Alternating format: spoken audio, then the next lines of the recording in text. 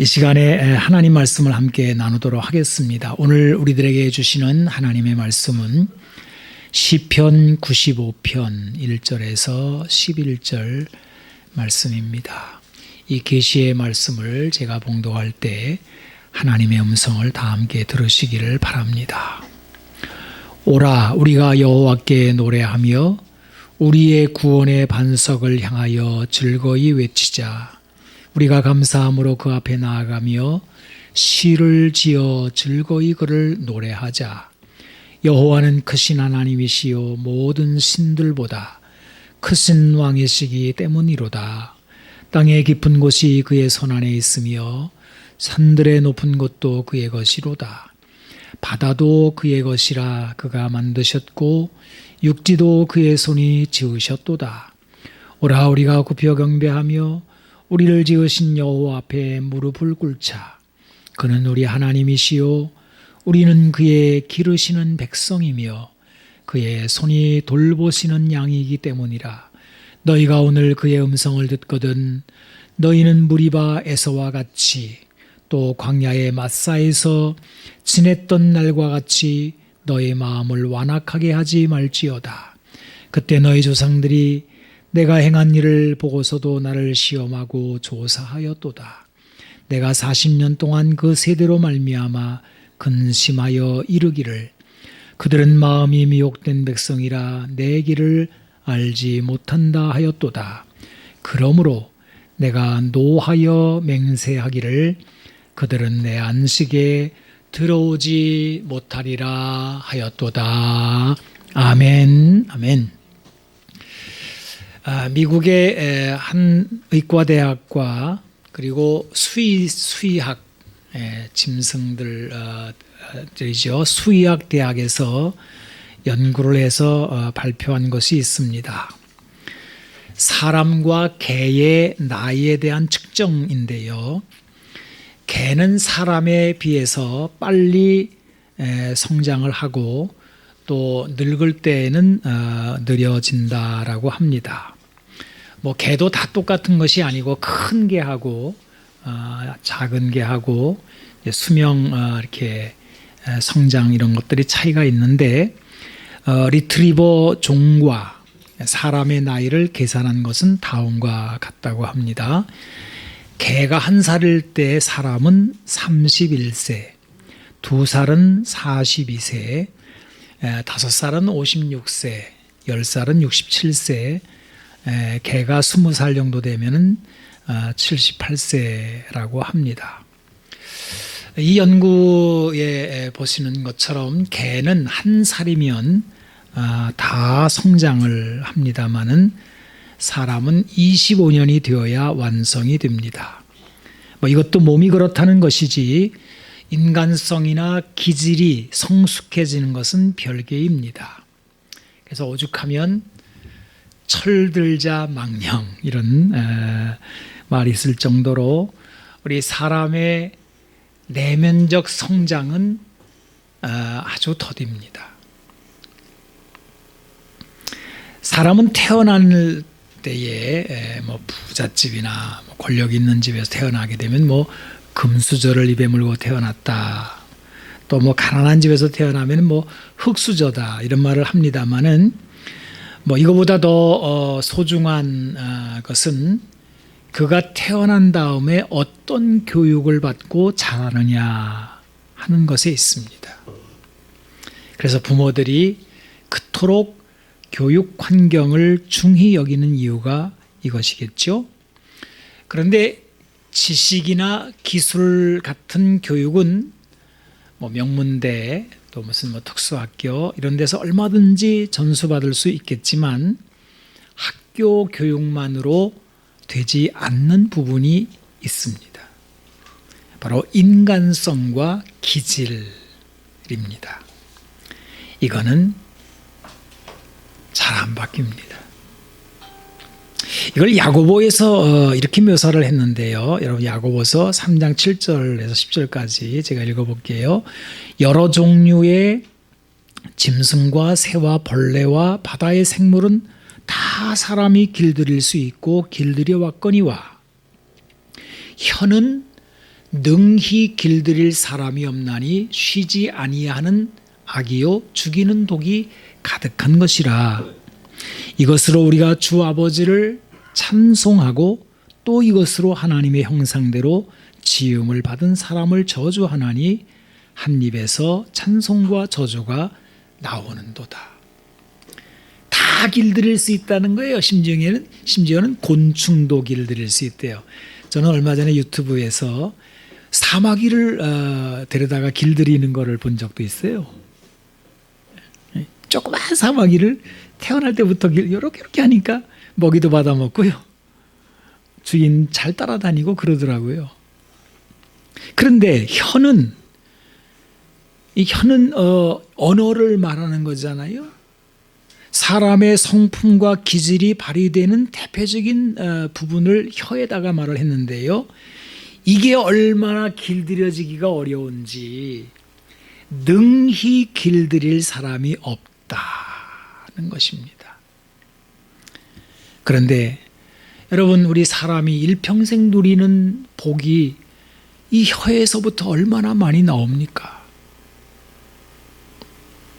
우리가 이 세상에서 하나님의 복을 얼마나 풍성하게 누리느냐 하는 것은 바로 우리 안에 있는 기질과 관계가 됩니다. 우리에게 있는 기질이 하나님께 순종하는 기질로 성장하고 변화하는 만큼 복이 임합니다. 그리고 그 기질이 끝까지 하나님을 거역하고 대적한다면 풍성한 복을 받아 누리지 못하는 그런 인생이 되는 것입니다. 오늘 우리들이 읽은 이 시편 95편은 이스라엘 백성들이 하나님께로부터 받은 은혜와 그리고 그것을 대하는 그들의 기질을 보여주는 말씀입니다. 9절을 보시게 되면 그때 너희 조상들이 내가 행한 일을 보고서도 나를 시험하고 조사하였도다 라는 말씀이 나옵니다. 두 가지로 나누어서 생각해 보겠는데요. 하나는 너희 조상들이 역사적인 사건에 대한 말씀이지요. 무리바와 광야의 마사라는 지명이 나오는데 이것은 모두 출애굽한 사건 이후에 역사적인 사건이 일어난 장소들입니다. 이 시편 95편, 이 오늘 읽은 우리 말씀의 배경은 출애굽 사건입니다. 이스라엘 백성들이 애굽에서 노예로 살다가 모세를 통한 하나님의 구원을 맛보게 됩니다. 이 출애굽기서 2장을 보게 되면 이스라엘 자손들이 너무 힘든 거예요. 노예 생활, 고된 노동으로 인하여 탄식하며 부르짖습니다. 그 소리가 하나님께 상달되었다 이렇게 되었는데요. 하나님은 그들의 고통 소리를 들으시고 모세를 보내서 출애굽의 기적을 일으키신 거지요. 이 출애굽 사건의 하이라이트는 출애굽기서 14장인데요. 바로 홍해가 갈라지는, 하나님이 이스라엘 백성들을 홍해 바닷가로 인도하셨는데 뒤늦게 추격기에 나선 바로의 군대가 들이닥칩니다. 그때 바다가 갈라지고 이스라엘 자손들은 바다 가운데를 육지로 걸어서 건너게 됩니다. 참으로 놀라운 구원의 경험이겠죠. 여러분, 오늘 우리가 읽은 이 시편 95편 1절과 5절 그리고 9절을 이렇게 읽어보겠는데요. 이때에 받은 그 감격이 담겨 있고 그리고 거기에 따라서 이스라엘 백성들의 기질이 어떻게 나왔는지가 이렇게 나오는데 제가 읽어보겠습니다. 먼저 1절과 5절을 먼저 읽어볼게요. 오라, 우리가 여호와께 노래하며 우리의 구원의 반석을 향하여 즐거이 외치자. 우리가 감사함으로 그 앞에 나아가며 시를 지어 즐거이 그를 노래하자. 여호와는 크신 하나님이시요 모든 신들보다 크신 왕이시기 때문이로다. 땅의 깊은 곳이 그의 손 안에 있으며 산들의 높은 곳도 그의 것이로다. 바다도 그의 것이라. 그가 만드셨고 육지도 그의 손이 지으셨도다. 여러분 이게 그냥 나온 말이 아니고요. 출애굽 사건, 바다가 갈라지고 막 거기를 육지처럼 건너고 막 우와 하는 이거예요. 이거를 말하는 거예요. 이걸 시로 만들어 놓은 거예요. 근데 구절을 보면 그때가 언제예요? 그 출애굽 사건의 어마어마한 경험, 그 구원의 경험을 한 그때에 너의 조상들이 내가 행한 일을 보고서도 나를 시험하고 조사하였도다.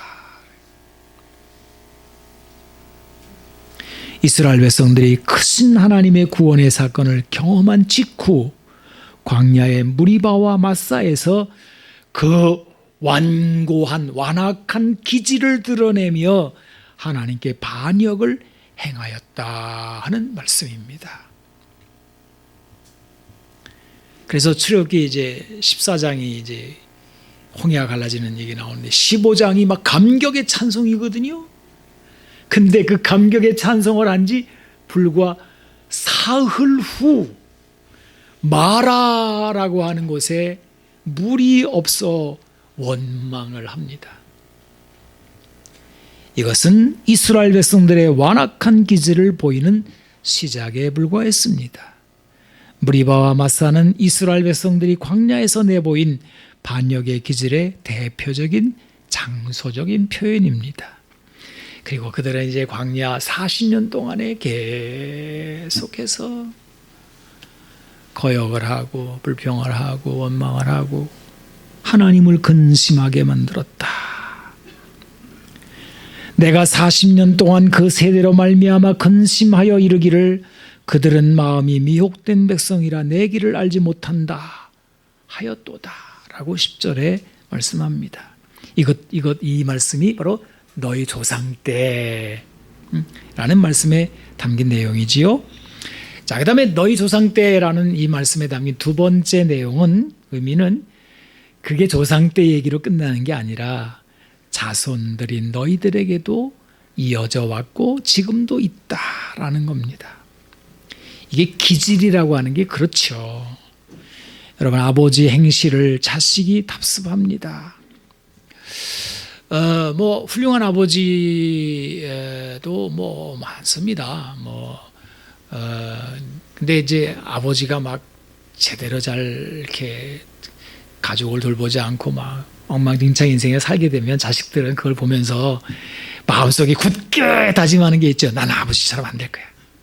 절대 아버지처럼 안 될 거야. 이러면서 나중에 보면은 아버지랑 똑같은 모습으로 살아가고 있는 거예요. 생긴 것도 비슷합니다. 근데 이게요, 처음에는 잘 몰라요. 세월이 지나고 보면 내 모습이 그대로 조상들의 모습이더라는 것이죠. 그리고 여기다가 한 가지를 더 해요. 내가 풍성한 복을 누리지 못하면 내가 이렇게 된 거는 우리 아버지 때문이야. 조상 탓으로 돌리며 원망까지 하더라는 것입니다. 그러면서도 조상들의 망령된 행실을 고치지는 못합니다.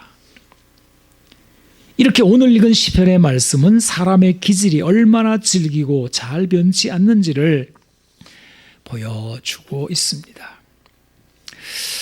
에스겔 20장 오늘 우리 예배 후에 성경 공부하는 시간에 이제 20장 공부를 이제 하고 있는데요. 이제 바로 이 부분을 다루고 있는 말씀입니다. 이스라엘 백성들은 하나님의 은혜를 맛보아 알면서도 계속 반역의 기질을 드러내고 있다 이제 하는 것이 이제 에스겔 20장의 말씀인데요. 출애굽을 하기 전 애굽 땅에서도, 그리고 출애굽 후의 광야에서도, 그리고 광야에서 태어난 그 다음 다음 세대에서도, 신세대죠. 그리고 약속의 땅에 들어간 후에도 이 반역의 기질은 바뀌지가 않더라는 겁니다. 심지어는 하나님의 무서운 진노로 바벨론 포로로 잡혀간 상황에서도 그들은 바뀌지가 않더라는 것입니다. 이것을 보여주는 말씀이 에스겔서 20장 말씀입니다. 여러분 혹시 우리가 하나님의 길을 알지 못하고 제멋대로 굴던 사람이 큰 화를 당하는 소식을 듣기도 합니다. 그죠? 저 사람 말이야, 저렇게 못되게 지멋대로 신앙생활 하더니 벌 받았네. 저는 물어보고 싶습니다. 그래서 뭐 어쨌다는 겁니까? 그 벌 받은 사람이 그 사건 때문에 바뀝니까?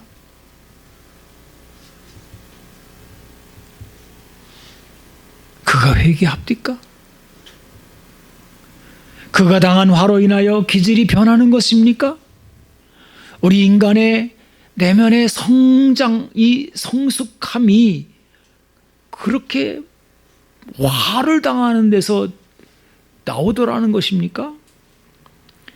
이스라엘 백성들의 역사적 보고서는 전혀 그렇지 않다는 것이 성경의 증언입니다. 이 출애굽에서 홍해를 건너는 것은 하나님의 백성의 탄생, 애가 태어나는 것 같은 거예요. 여기서 하나님 백성으로 탄생을 한 겁니다. 오늘날 우리에게는 이게 세례지요. 여러분, 세례는 우리가 홍해바다 건너는 겁니다. 하나님 백성으로 탄생하여 생명책의 호적을 올리는 것과 같습니다. 그리고 이것을 구원이라고 부르기도 합니다. 구원은 바로의 노예에서 해방되어 하나님 백성이 되는 것입니다. 우리에게는 예수 믿고 마귀 사탄의 권세인 죄와 사망에서 놓이는 것입니다. 사람이 거듭난다라고 하는 이 표현을 여태 쓰는 거죠. 새로운 탄생입니다. 하나님 백성으로 호적을 올리는 것이 바로 세례입니다. 예수님은 이것을 생명을 얻는다라고 말씀하셨습니다. 근데요, 이게 다는 아닌 거예요. 이렇게 태어난 사람은 갓난아기와 같습니다. 우리가 세례를 받는다 하더라도 기질은 아직 바뀌지가 않았습니다. 아기가 성장하듯이 자라나야 되는데요, 신앙의 성장을 말하는 것이죠. 신앙의 성장은 하나님께 순종하는 삶입니다. 우리가 예수를 믿는 것으로 모든 문제가 끝이 나는 것이 아니라는 말씀입니다. 이제 중요한 것은 우리가 말씀으로 잘 길들여져서 하나님 말씀에 순종하는 자들이 되는 것입니다. 우리에게는 이때의 생명과 더불어서 또 하나의 복이 찾아오게 됩니다. 예수님은 그것을 일컬어서 풍성한 삶, 이렇게 이름을 붙여주셨습니다. 자, 이것을 담고 있는 말씀이 바로 요한복음 10장 10절 말씀입니다. 너무 소중한 말씀이지요. 앞부분 빼고 뒷부분만 읽어보겠습니다. 내가 온 것은 양으로 생명을 얻게 하고 더 풍성히 얻게 하려는 것이다. 두 가지가 기록되어 있습니다. 생명, 그 다음에 풍성한 삶. 어떠세요, 여러분? 구원받는 거, 생명 얻는 거는 뭐 내가 볼 때는 뭐 큰 문제가 없어요. 이건 뭐 다 예수 믿고 세례 받고 그건 다 잘합니다. 그거는 뭐 가끔 가다가 내가 구원받았나 뭐 갈등하시는 분도 있지만 그거는 이제 그런 대로 이렇게 잘 가는데요. 이거 다 구원받은 백성들입니다. 근데 이 풍성한 삶은 너무 못하는 거예요. 너무 쪄들어 있는 거예요. 이게 다 보이는 거예요. 저분 어떻게 저렇게 쪄들어 살지? 저 뭐야 저게? 왜 왕자가 거지같이 살지? 그런 거예요. 뭐 어느 미국의 어느 부자가 아주 거지같이 살았는데 죽고 나서 집을 헐어보니까 막 집안에 막 돈이 막 그냥 뭐 무진장 나왔다는 말도 있어요. 이게 뭐예요? 그렇게 살아요? 어떻게 그렇게 살아요? 그거 우리 얘기 아닌가요? 남 얘기처럼 들으실 건가요 지금? 예, 목사님 그래요. 근데 나하고 상관없거든요. 우리들 얘기라니까요 지금. 예수님은 지금 풍성한 삶을 우리에게 막 주겠다고 그러는데 우리는 됐거든요. 나는 내 고집대로 살다가 지금 쪄들어 살 거거든요. 이러고 막 고집을 피우는 것 같단 말이에요. 그 이유는 기질 때문에 그렇단 말이에요. 딴 거 하나도 없어요. 자, 이 짤막한 말씀, 내가 온 거는 양으로 생명을 얻게 하고 더 풍성히 얻게 하려는 것이다. 이 짤막한 말씀에 우리 기질이 어떻게 변하는지에 대한 비밀이 담겨 있어요. 두 가지입니다. 하나는 양이라는 말씀이고 또 하나는 내가 온 것이라는 말씀이에요. 그리고 이것은 오늘 우리가 읽은 시편 95편과 맥을 같이 합니다. 이제 하나씩 살펴보겠는데요. 여러분 이건 매우 중요한 말씀이기 때문에 좀 집중해서 또 하나님의 은혜를 구하시면 성령님께서 여러분 마음속에 계속 그렇게 기도하세요. 성령님 지금 하나님 말씀 듣고 있는데요. 나 아시죠? 내가 얼마나 고집이 센지요. 나 아주 그냥 빳빳한 놈이거든요. 그러니까 하나님께서 내 마음을 만져주시고요. 근데 이 말씀이 내 안에 깊숙이 들어오게 해주세요. 이렇게 기도하면서 들으세요. 저도 그렇게 들을게요. 내가 말하지만은. 왜냐하면 다른 방법이 없기 때문에 그래요. 여러분은 이미 세례를 받은 사람이기 때문에 하나님 백성으로 탄생한 것에는 문제가 없습니다. 즉 구원을 받았습니다. 하지만 풍성한 삶은 별개입니다요. 구원받은 백성이지만 쪼들리고 비참하고 말라 비틀어진 삶을 살 수도 있다는 뜻입니다. 하지만 이제 나누는 말씀에 전혀 다른 세상이 펼쳐지는 거예요. 풍성한 삶이 무엇인지를 보게 되는 거예요. 여러분 광야에서 먹을 게 떨어져 가지고 다 굶주린 사람들이 보리떡 5개와 물고기 2마리로 풍성하게 먹잖아요. 다 배불리 먹고 남은 걸 걷어보니까 막 뭐라 그랬어요? 12바구니에 찼다. 이게 바로 풍성한 삶인 거거든요. 겨우겨우 먹은 게 아니에요. 막 풍성해. 그냥 막 사람들이 막 먹고 막 남았어. 막 그냥. 남는데 뭐가 불평이 나와요? 남으면 그냥, 여러분 남으면요. 입이 이만큼 찢어집니다. 이렇게 막 기분이 좋아진다니까요. 예레미야 선지자는 사막의 떨기나무와 물가에 심어진 나무, 이거로 풍성한 삶을 비교합니다. 시편 92편 14절은 그는 늙어도 여전히 결실하며 진액이 풍족하고 빛이 청청하니라는 말로 풍성한 삶을 나타냅니다. 그러니까 나이 많다고 쪄드는 것도 아니에요. 여러분 성경은 이 풍성한 삶에 대한 이야기가 막 여기저기 막 가득합니다. 왜? 이유가 뭐예요? 하나님이 그것을 우리에게 주시기를 원하시고 기뻐하시기 때문에 그렇습니다. 다만 우리가 그것을 누리지 못하는 이유가 있다면 우리가 그 길을 알지 못하기 때문일 것입니다. 하나님은 근심하시며 이렇게 말씀하셨습니다. 오늘 시편 95편 10절에 그들은 마음이 미혹된 백성이라 내 길을 알지 못한다. 혹시 여러분 길을 잃고 있으시다면 이제 살펴볼 말씀에 집중하시기를 바랍니다. 혹시 여러분 중에 내 삶은 풍성한 삶과는 거리가 있을까? 이렇게 힘들고 지쳐있는 상태라면 오늘 이 말씀에서 변화를 맞으시기를 원합니다. 자, 2가지 했죠? 첫째,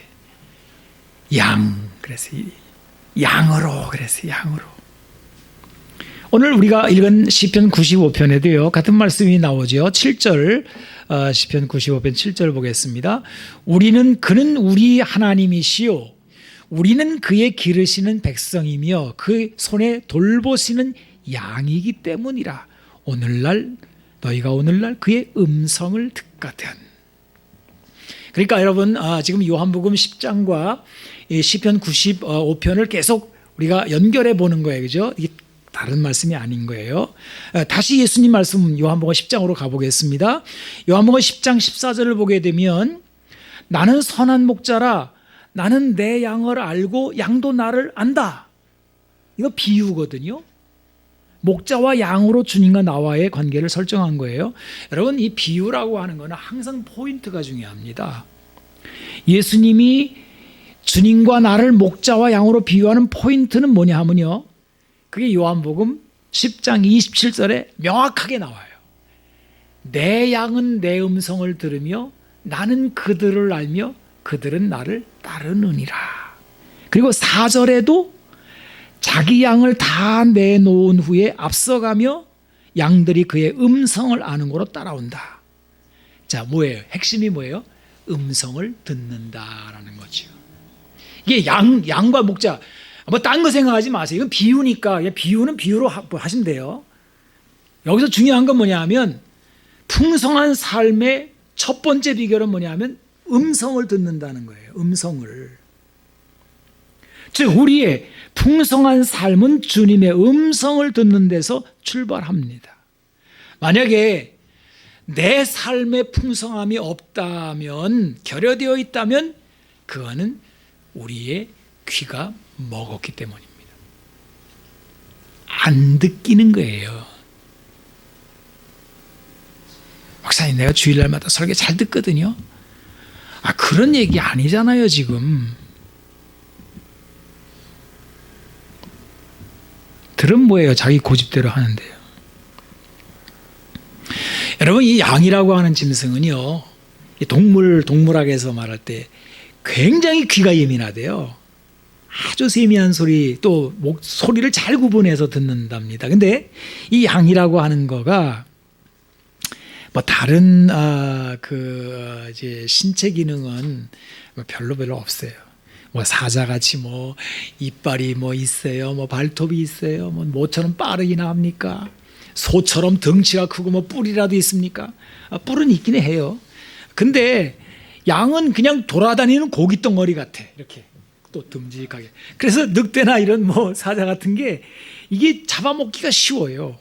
근데 못 잡아먹는 이유가 있어요. 양을. 다른 건 아무것도 없는데, 방어 능력이 별로 없는데도 양을 못 잡아먹는 한 가지 이유가 있어요. 목자가 그 곁에 있기 때문에 그래요. 그래서 이 양은 목자 곁에 항상 있어야 되고 목자의 소리를 들어야 돼요. 만약에 못 들으면 양은 위험해집니다. 다 뺏기는 거예요, 다. 그래서 예수님이 내가 온 것은 양으로 생명을 얻게 하고 풍성한 삶을 얻게 하려 함이다라는 그 앞에 도둑이 오는 것은 도둑질하고 죽이고 멸망시키려는 것이다. 예수님만 있는 게 아니에요. 항상 내 삶에 뭘 도둑질해가고 나를 죽이려고 하는 것들이 늘 있다고요. 근데 다 뺏겼어. 다 뺏겨. 이렇게 도둑질 당했어. 기쁨도 도둑질 당하고 믿음도 도둑질 당하고, 도둑질 당해도 뭔지도 몰라. 그게 뭐 귀한지도 몰라. 물질도 도둑질 당하고 건강도 도둑질 당하고 인간관계도 도둑질 당하고. 그러니까 말라 비틀어지는 거죠.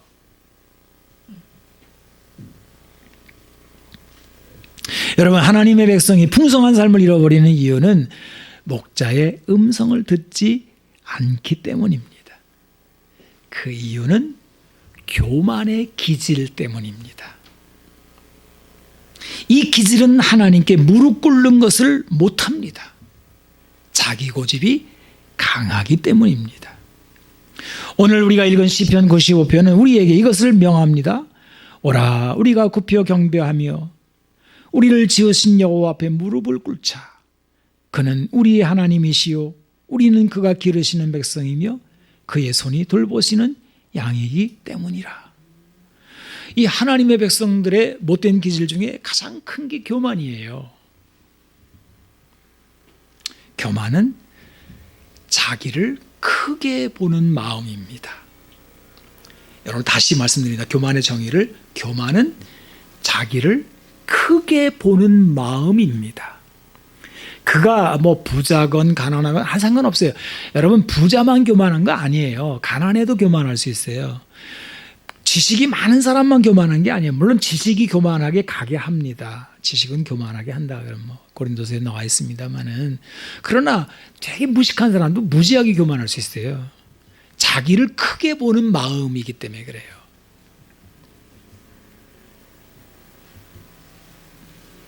내 삶에 내가 가장 큰 자리를 차지하고 있는 형국이 바로 교만입니다.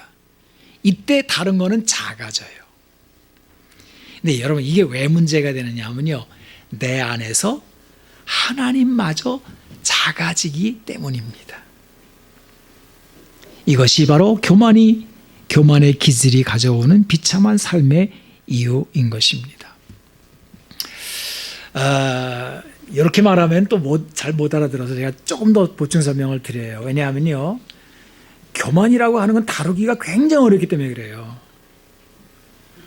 여러분, 이게 다루기가 쉬우면 여기 빠지는 사람이 누가 있겠습니까? 근데 교만이라고 하는 거는 아주 못된 기질임에도 불구하고 굉장히 간교해요.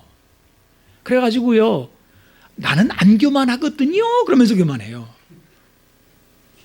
나는 하나님 말씀 잘 듣거든요, 나는 하나님 잘 섬기거든요 그러면서 하나님을 작게 만들어요. 근데 그거를 어디서 이 사람이 교만하고 이 사람이 하나님을 작게 만들어놨는지를 알 수 있는 부분이 있어요. 이걸 시금석이라고 그러는데, 그걸 다룬 말씀이 빌립보서입니다. 여러분, 빌립보서 2장 3절에 보게 되면, 아무 일에든지 다툼이나 허영으로 하지 말고 오직 겸손한 마음으로 해놓고는요, 그 다음에 나오는 말씀이 뭔지 아세요? 나보다 남을 낮게 여기고가 나와요. 나보다 남을 낮게 여기는 게 시금석입니다. 시금석이에요. 그 남이라고 하는 건 하나님은 아니에요. 그죠? 여러분, 옆에 있는 모든 사람들이 다 남입니다. 심지어는 내 자식일 수도 있고요, 어린아이일 수도 있어요. 나보다 더 가난한 사람일 수도 있고, 교회에서 다 나보다 직분 다 낮은 사람 다 있을 수 있어요. 근데 그 사람들을 나보다 낮게 여기는 거, 혹은 나보다 못하게 여기는, 요게 시금석이에요. 요게 교만한 마음이 있는지 없는지를 알아볼 수 있는 마음이라니까요. 겉으로야 나 하나님 높입니다. 하나님 크신 하나님입니다. 난 하나님만 섬깁니다. 하나님, 말만 그 상관없어요. 근데 하는 짓 보게 되면 항상 남을 이렇게 내 말 들어 이렇게 한다면요, 그 사람은 하나님을 쬐끄맣게 만들어 갖고 다니는 사람들이란 말이에요. 난 더 이상 설명 못해. 이제 지금 이 이상으로 설명해서 못 알아들으면은 여러분 귀는 먹은 귀입니다. 자, 그러니까 여러분, 이 마음이 이제, 그래서 보세요. 이제 이거 거울이거든. 성경은 거울이거든요. 맞네. 내가 자꾸 다른 사람들을 자꾸 내 거슬리게 보고 막 이렇게 내 마음대로 주장하려고 하는 게, 내가 저 사람보다 낫다고 생각하는 거는 내가 지금 이렇게 나를 크게 생각하고 있는 거네. 나를 낮춰야지. 나를 작게 만들어야지. 알았어. 난 작은 사람이야. 자꾸 딴 사람, 알았습니다. 마음에 안 들어도, 네. 알았습니다. 이렇게 다른 사람들을 대하잖아요. 그럼 그때부터 하나님이 내 안에서 커지기 시작해요. 여러분, 그 십계명을 보게 되면 하나님께 대한 계명이 앞에 나오잖아요. 근데 인간들에 대한 계명이 5번째 계명부터 나오는데, 내 부모를 공경하라부터 나와요. 근데 이 부모 공경하는 거 쉽지 않습니다. 부모가 마음에 안 들 경우가 종종 있어요. 근데 하나님을 경외하는 것을 어디서 알 수 있느냐? 하나님은 안 보이셔요. 안 보이는 하나님은, 그분이 하나님을 경외하는지 안 경외하는지 알 수가 없다니까. 근데 어디서 알 수 있냐? 부모를 대하는 걸 보면 알 수 있어요. 부모를 어떻게 대하는지를 보면 그 사람이 하나님을 어떻게 대하는지를 알 수 있어요. 이게 바로 나보다 남을 낮게 여기고와 같은 맥락의 말씀입니다. 그러니 여러분, 한번 생각해 보세요. 얼마나 우리가 교만한가, 얼마나 우리가 못된 기질을 가졌나, 이로 말미암아 얼마나 우리가 풍성한 삶을 놓치고 있는가 생각해 볼 수 있어요. 이거 좀 억울하지 않아요? 너무 정말 화가 나지 않나요? 하나님은 나를 왕자로 만들어 놓으시고 막 나를 얼마나 풍성한 삶을 초대하셨는데, 나도 모르게 내 귀가 먹어가지고 내가 교만해져가지고 이 기질 때문에 주님의 음성을 못 들어. 그래가지고 내가 제일 잘난 줄 알아. 그래가지고 막 이러다 보니까 어느새 나 혼자 고독하게 막 쓸쓸하게 막 다 잃어버리고 이러고 있는 거야. 다 도둑질 당하고 이러고 있는 거야. 그리고 우리가 다 늙었어. 더 이상 갈 데도 없어. 이렇게 인생을 끝내는 사람 너무 억울하지 않아요? 너무 화나지 않나요? 근데 이제부터 바꿀 수 있다는 거예요. 바꾸면 돼요. 낮추면 되는 거예요. 자기 주장의 소리가 커지면 목자의 음성이 작아집니다. 나중에 기머거리 되고요. 이때 양은 길을 잃어버립니다. 목자의 보호를 놓치게 되는 겁니다. 자, 그러면요, 양이 길을 그러면 되찾는 방법이 무엇일까요? 안타깝게도 없습니다. 길을 잃은 양이 다시 길을 찾는 것은 불가능합니다. 왜요? 이유는 간단해요.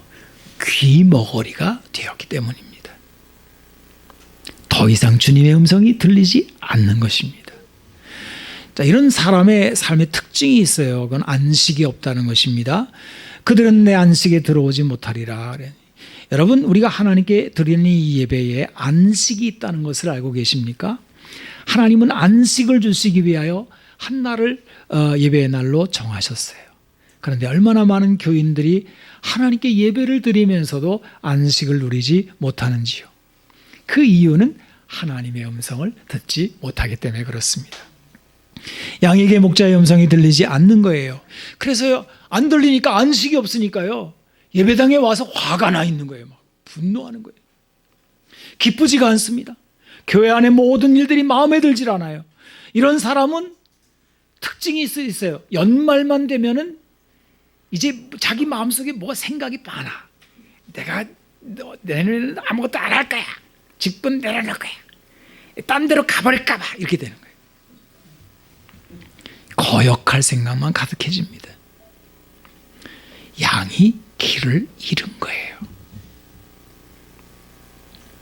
길을 잃은 양이라는 것은 곧 목자의 음성이 들리지 않는 상태라는 뜻입니다. 여러분, 이런 양을 유리하는 양이라고 합니다. 주님은 내 안식에 들어오지 못하리라 라고 말씀하십니다.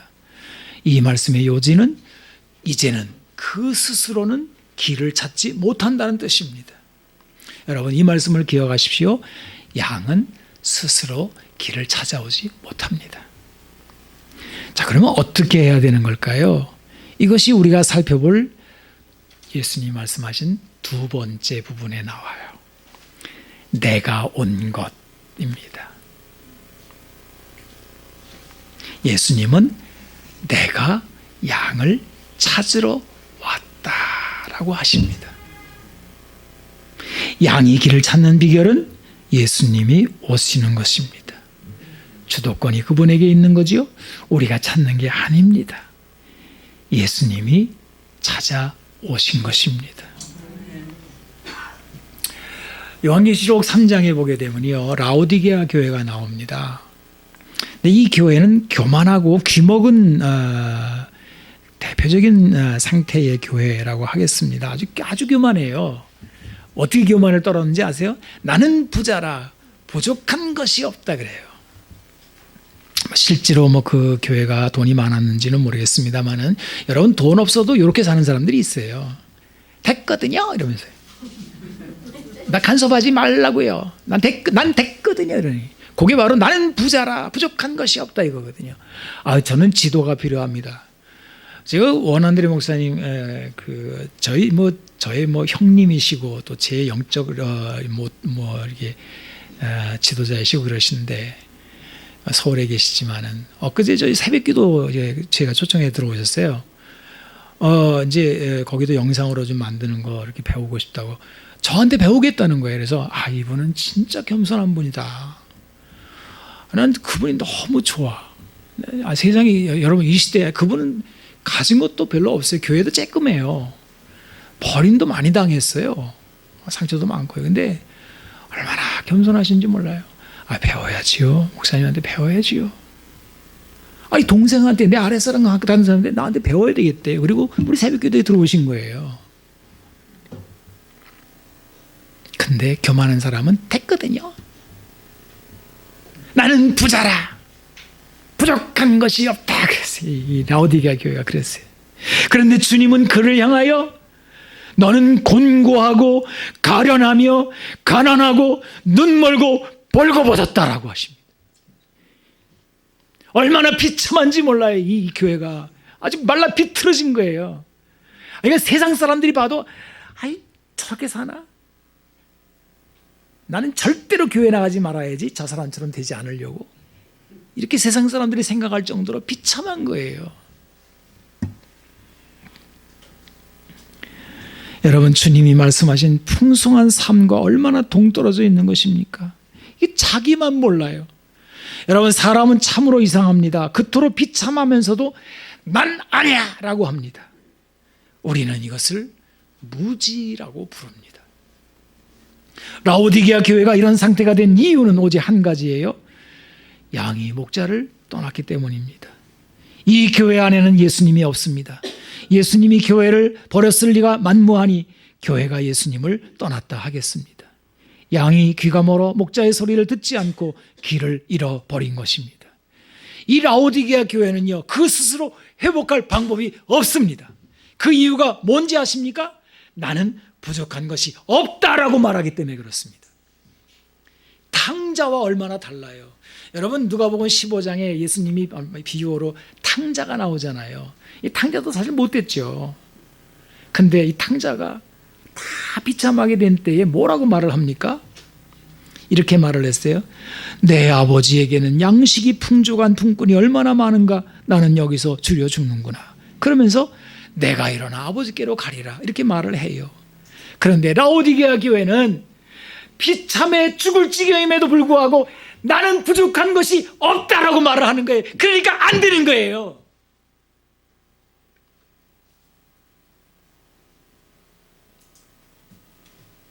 이런 교회에 예수님이 찾아오신 것입니다. 여러분, 왜 찾아오셨습니까? 우리 같으면 그냥 됐대요. 건드리지 말아야죠. 성질 더러우니까요. 끝까지 내버려 둘 겁니다. 예수님은 찾아오셨대요. 찾아오신 이유가 요한계시록 3장 19절에서 20절에 이렇게 나옵니다. 물은 내가 사랑하는 자를 책망하여 징계하노니 그러므로 내가 열심을 내라. 회개하라. 볼지어다 내가 문 밖에 서서 두드리노니 누구든지 내 음성을 듣고 문을 열면 내가 그에게로 들어가 그와 더불어 먹고 그는 나와 더불어 먹으리라. 그래. 여러분, 이유가 무엇입니까? 한 가지예요. 내가 사랑하기 때문이다. 그래. 사랑하기 때문이다. 그래요. 하나님은 그 사랑을 놓지를 않으시는 거예요. 한번 택함 받은 백성, 구원받은 백성을 끝까지 놓지 않으시는 거예요. 우리가 길을 잃었을 때 우리가 주님을 찾은 것이 아닙니다. 주님이 나를 찾아오신 것입니다. 나를 위해 오신 주님, 나의 죄를 위하여 유대 민족들에게 잡히시던 그날 밤에 아무런 말도 없이 우리에게 사랑을 보여주신 주님 예수, 십자가를 지셨네. 이 세상에 오신 주님, 나의 죄를 위하여서 로마 병정 창각 아래 찔리시던 그날 오후 아무런 말도 없이 우리에게 평안을 약속하신 주님 예수, 십자가에 못 박혔네. 그러나 언젠가 주님을 부인하며 원망하고 있을 때 나에게 오셔서 사랑의 손길로 어루만지셨네. 거절할 수 없어, 외면할 수 없어. 주님의 그 손을 잡았었네. 주님의 사랑에 뜨거운 눈물을 흘리고야 말았다네. 여러분, 이 찬양 가사 가운데 우리의 심경을 울리는 게 이거예요. 아무런 말도 없이 우리에게 사랑을 보여주신 주님 예수, 아무런 말도 없이 우리에게 평안을 약속하신 주님 예수, 이것이 바로 주님이 말씀하시는 책망이며 주님의 징계입니다. 책망과 징계는 그분이 다 받으신 거예요. 그리고는 우리에게는 그냥 말도 없이 손만 내밀으신 거예요. 고집스럽게, 미련하게, 완악하게 스스로 곤고하고 가련한 길을 택하여 가버린 양을 찾아오셔서 때리고 욕해도 할 말이 없는 우리들에게 그냥 아무런 말씀도 하지 않으시고 사랑의 손길만 내미신 거예요. 그리고는 문을 두드리신 거죠. 문 열어달라고. 이것이 바로 다시 다시 길을 찾는 유일한 비결입니다. 여러분, 저는 목회를 꽤 오래 했습니다. 병아리 목사는 아닌 거죠. 이제 교인들을 알 만큼 알고 저도 저 자신도 알 만큼 안 돼요. 안 되더라고요. 끝까지 안 되더라고요. 근데 보면 알아요. 저 사람은 정말 너무 비참하게 사는데 구원은 받았겠지. 근데 저렇게 사나. 근데도 아주 고집스러워요. 안 돼요. 근데 편할 수 있는 방법을 성경에 찾아보니까 주님이 내미신 손길 그거 하나밖에는 없더라고요. 오늘 이 시간에 이 주님이 말씀하시는 이 시간이 바로 주님이 피 묻은 손을 여러분에게 내미는 시간이라는 것을 잊지 마시기를 바랍니다. 사랑하는 자여, 문 열어다오. 내가 들어갈게. 내가 들어가면은 막 풍성해지는 거야. 막 잔치가 벌어지는 거야. 나와 더불어 먹고 너는 나와 더불어 먹는 거야. 세상 부러울 거 아무것도 없어지는 거야. 그날부터 천국이 시작되는 거야. 주님이 말씀하시는 거예요. 여러분, 이제 본문의 한 절을 생각하고 말씀을 마치려고 합니다. 바로 시편 95편 3절인데요. 여호와는 크신 하나님이시요 모든 신들보다 크신 왕이시기 때문이로다. 우리 이 시편의 말씀은 하나님을 크신 분임을 선포합니다. 크신 하나님, 크신 왕. 여러분이 크다라고 하는 것 속에는요, 물리적인 표현이 들어있잖아요. 뭐 산이 크다, 바다가 크다. 특별히 광야 같은 곳을 크다라고 성경에서 말을 많이 해요. 크고 두려운 광야 그러거든요. 이스라엘 백성들이 목리를 부린 곳이 바로 광야입니다. 광야는 크고 두려운 곳이기 때문이죠. 어쩌면 사람의 기질이 비뚤어지는 것은 이런 크고 두려움 앞에서 어찌할 바를 모르기 때문이 아니었을까요? 내 힘으로는 어찌할 수 없는 삶과 마주치면서 받은 상처들, 그것 때문에 메말라 비틀어진 마음들 때문에 나는 스스로 내 마음을 걸어 잠그고 주님에게까지 마음을 주지 않고, 그리고 이제부터는 내가 알아서 살 거야, 이렇게 망가진 거 아닐까요? 어떤 이는 어린 시절 상처받은 나이에서 더 자라지를 않고 머물러 있어서 나이는 70이 되었는데 그 안에는 사춘기 어린아이가 들어 그렇게 살아가고 있다고 합니다. 하나님의 백성이 되었지만 불순종하고 제멋대로 구는 이유가 크고 두려운 광야를 살고 있기 때문이 아닐까요? 그런데 오늘 이 시편은 이렇게 말씀하시는 거예요. 광야보다 크신 하나님, 그러시는 거예요. 그 광야를 다스리시는 분, 바다보다 크신 하나님, 바다를 갈라 육지를 만드시는 하나님, 이렇게 말씀하시는 거예요. 사랑하는 성도 여러분, 하나님은 오히려 광야를 통하여 사람을 연단하시며 성품을 고치시고 인격을 만드십니다. 우리의 신앙은 이상하게도 광야에서 성숙해집니다. 그리하여 우리에게 주어진 광야를 우리는 두려운 것이 아니라 감사함으로 받게 됩니다. 하나님은 크신 분입니다. 이것이 우리의 성품을 변하게 하는 유일한 이유입니다. 그리고 이것 때문에 우리는 기꺼이 우리의 무릎을 꿇고 그리고 허리를 숙이며 하나님 앞에 엎어지는 것입니다. 자, 기도하겠습니다.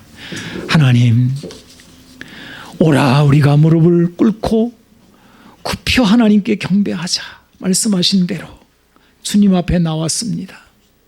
우리의 못된 기질로 인하여 메말라 비틀어진 심령을 가지고 왔습니다. 이미 주님께서 우리를 만지셨기에 이제 우리의 마음을 열고 주님과 함께 잔치하는 삶이 되기를 원합니다. 풍성한 삶으로 초대하시는 그 주님의 그 손길을 우리가 뿌리치지 아니하고 기쁨으로 맞아들이기를 원합니다. 주여, 우리 살렘교회는 주님의 피난처요 주님의 풍성한 잔치의 자리가 되게 하여 주시고 우리 인생이 변하여 남은 인생을 기쁨으로 살아갈 수 있게 하옵소서. 구주 예수님의 이름으로 기도하옵나이다. 아멘. 아멘.